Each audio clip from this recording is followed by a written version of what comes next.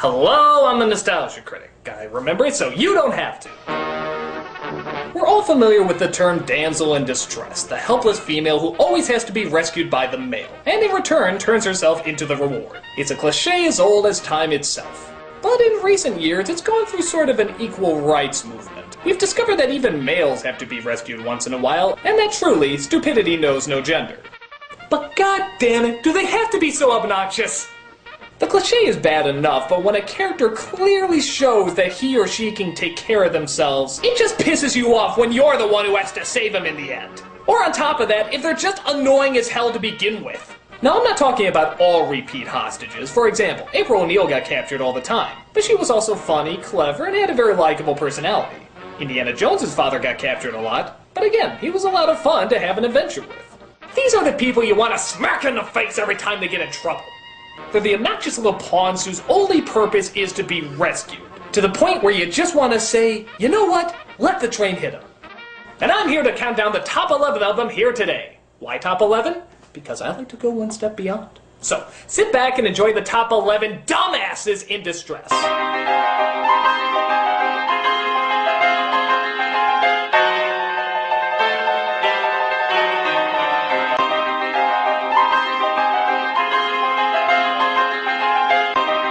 Number 11.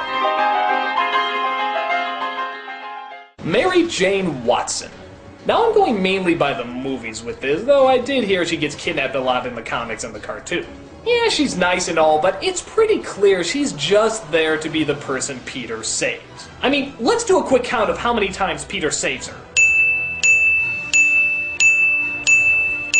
6 times! That's 6 times in 3 movies! Some would say 1 is enough, but 6?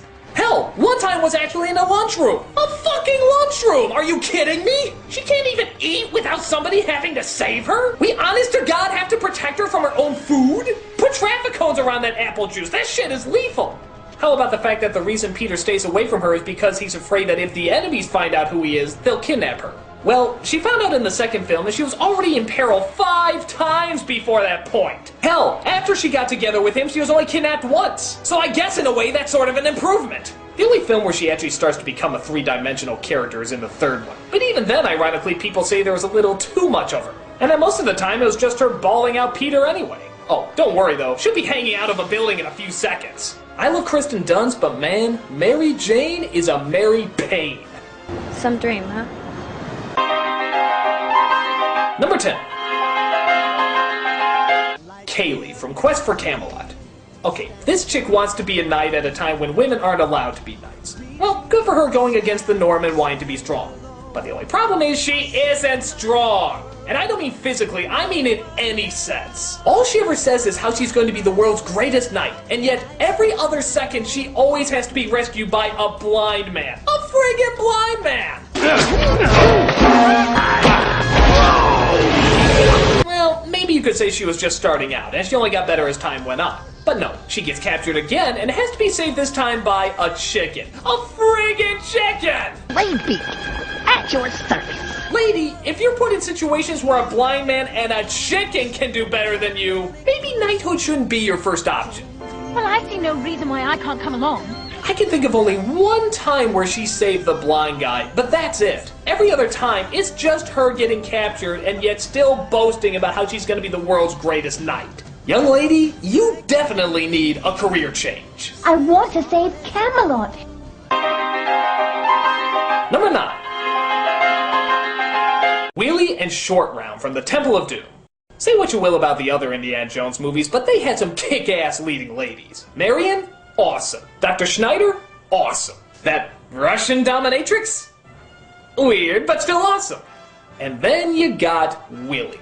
That pain in the ass who never shut the fuck up. We're not sinking! We're crashing! Grab on! She contributes nothing, constantly has to be saved, and all she does is bitch and moan throughout the entire film. Oh, wait a second, Andy! I can't go to Pancop! I'm a singer! Oh, I need to call my agent. Oh, now that's a lady I want to fight for. The biggest trouble with her is the noise. She's so annoying that Indy would rather make out with naked statues. Hey, at least they're quiet. Hey, I'm right here. But she's not the only one who's a pain in Kali's balls. Short Round is also an obnoxious little fortune cookie. Okie dokie, Dr. Jones, hold on to your potatoes! I don't know if it's mean to say or not, but his accent drives me nuts. Actually, I take it back. It's not the accent, it's the fact that he screams every line with that accent. You say to stand against the wall! It wasn't me! It's you! My God! God, shut up! Come on, let's go! I could watch that scene where he gets smacked like a bajillion times. Joy! I also love that scene where he breaks through the bridge. Fall! Not very funny. To his credit, he does help Indiana Jones out once in a while, and I guess it is pretty cool that he can drive a friggin' car. But most of the time, he's just being rescued from the bad guys, and screaming all the way. Indy, if you honestly think these two are worth dying for, they ain't. Trust me when I say, your Willie is not worth saving when she acts like, well, your Willie. You know nuts. He's crazy. Number 8. Robin. Just about every variation of this character has him as the whining little decoy. I mean, just look at what he's wearing. Batman is dressed in black so he can blend into the shadow. He wears the mask so he can strike fear into the heart of his enemies. Robin just looks like a bullseye. He seems to just scream, "Hit me!" Everybody knows it and everybody makes fun of it. Even Tiny Toons. Someone I can train. Someone who can wear a bright red uniform and draw all the fire, attention. So what do you say, decoy, to take hostage? I take it there's little point in discussing retirement benefits. It was pretty annoying in the animated series, too. He just seemed like that dweeb that was gonna try and represent the younger, hip crowd. No problemo, Batman. Yeah, remember how many times he said that growing up? Don't look at me. I flunked Greek mythology, remember? Surprisingly, the character was a little more badass when they switched him to the younger kid. But even then, he had his fair share of hostage situations, too. Actually, Robin was one of the few things that the movie Batman Forever did okay. They did make us feel the pain that he was going through, and shockingly even managed to turn that bullfighter cape into a pretty cool costume. It's the only time Robin actually sort of looked classy. But even in that movie, by the end, he had to be rescued 1, 2, 3 times in the entire third act. And of course, do we even need to discuss Batman and Robin? Yeah. How'd his dialogue go again?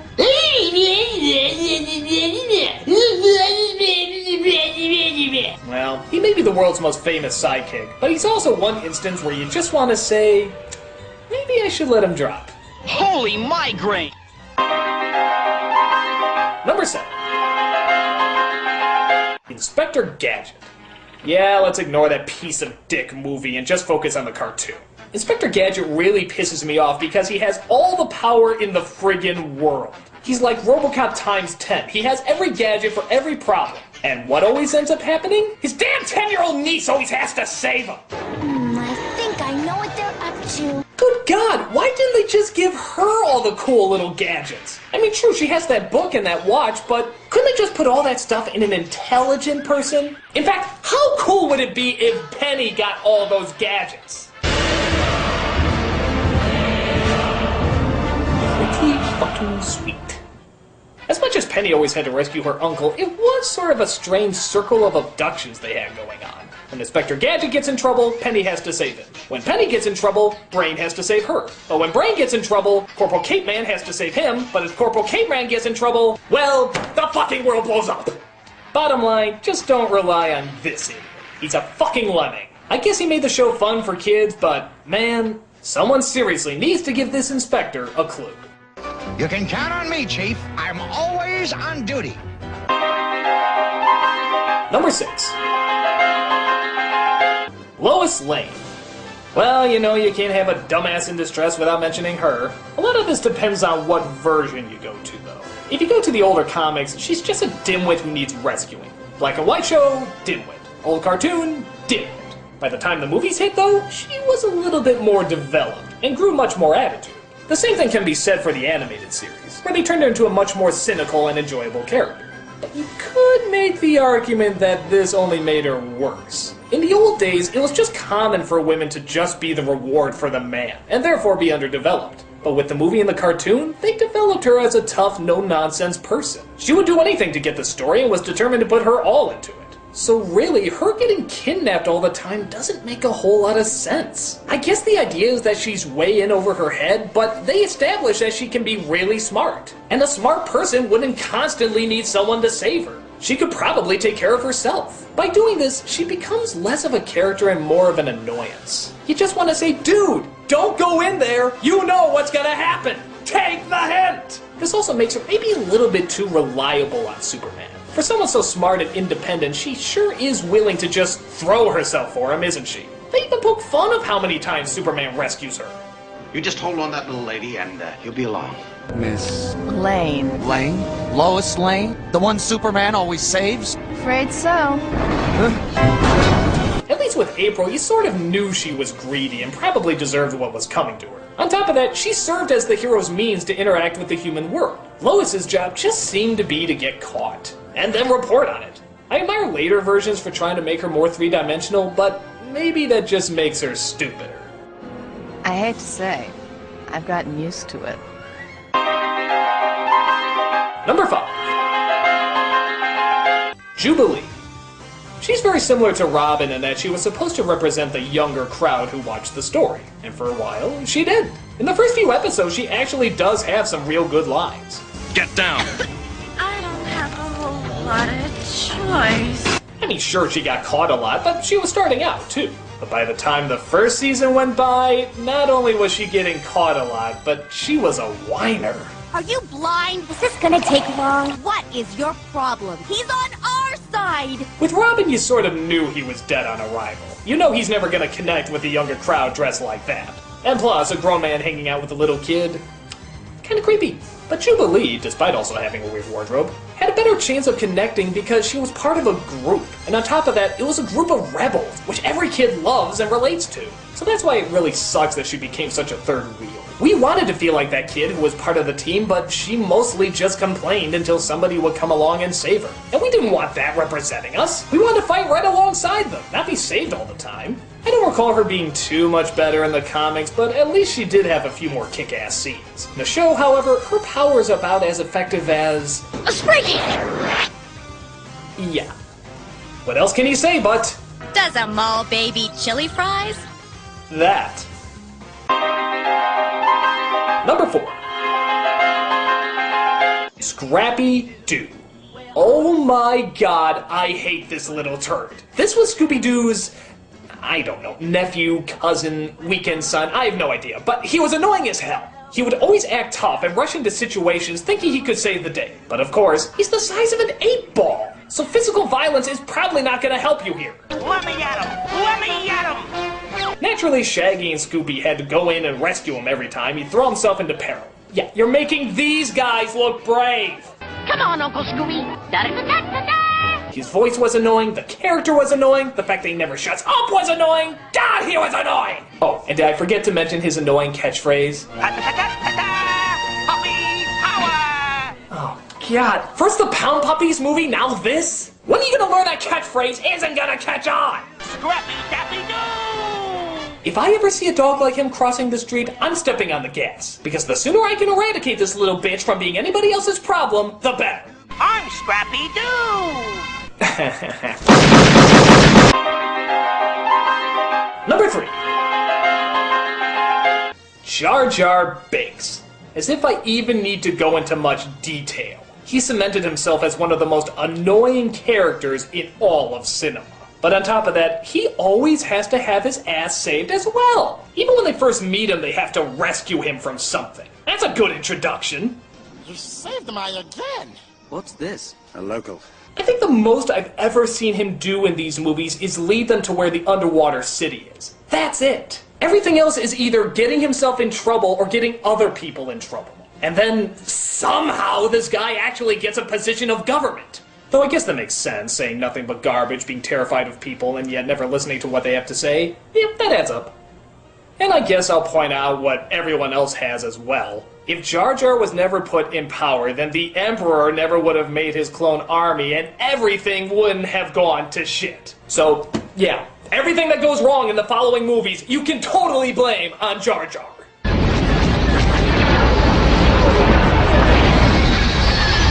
What else do I even need to say about him? His voice sucks, the character sucks, he can't take care of himself, and he doomed all the galaxy. Fuck him. I speak. The ability to speak does not make you intelligent. Number 2. Princess Peach. I could punch this broad in the face. Really, I could. How many times has this whore been kidnapped? Haven't they upped the security yet so that it doesn't happen anymore? And every time it does happen, she just keeps her pretty little smile. Tee, fuck you, bitch. I'm risking my life for you for the 20th fucking time. And don't you dare insult me by saying you're gonna bake me a cake. No, you give me a position of power, you fucking bimbo! I know more about this kingdom than you do! You see, I've been through it like a million times! You can't even stay around long enough to remember what it's called! I'm running the show now, Peach! I'm running the show! I don't know, I think it's just the attitude. The fact that she has no problem that you have to save her all the time. It just never seems to faze her. She never seems to feel bad. In fact, listen to this note that they have in the Mario Brothers Wii game. Dear Mario, because of my most recent kidnapping... Recent kidnapping? What is this, just another day at the store for you? It doesn't even faze you anymore! You go out there and risk your life, whore, it ain't easy! The other thing that annoys me is just that she never does anything. She just smiles and gets caught. That's it. Oh, wait, there was Mario 2 where she could friggin' fly in the air. That was really cool. But guess what? That was a dream! It never happened. So that literally means she has contributed nothing in any of the Mario games. Okay, you got Smash Brothers and Mario Party and so forth, but come on, they're just go-karting and playing games. Hell, she uses a frying pan as a weapon. A frying pan and her butt! These are what women in the 40s use as weapons! Are you fucking serious? Next you'll be telling me her main weapon in a game is crying!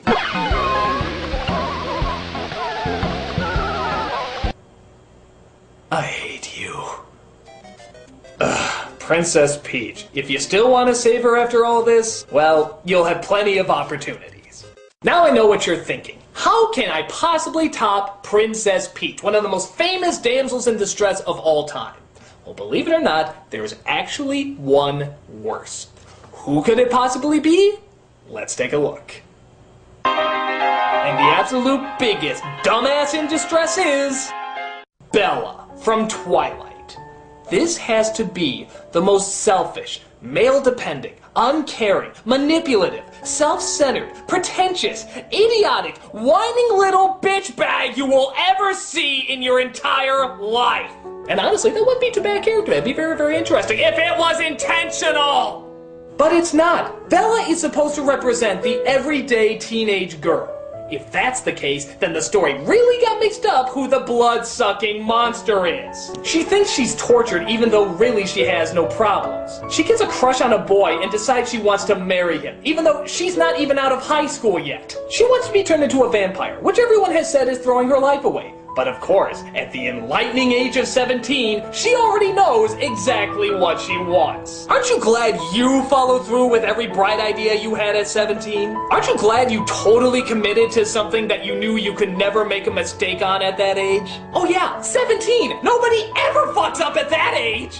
The boyfriend tries to leave her so that he can save her, but she constantly keeps throwing herself off cliffs and putting herself in danger just so he can notice her. Good fucking God. That's right, girls. If your boyfriend leaves you, do exactly this. I assure you it won't backfire in the least. Sure, you might be dead, but that'll teach him.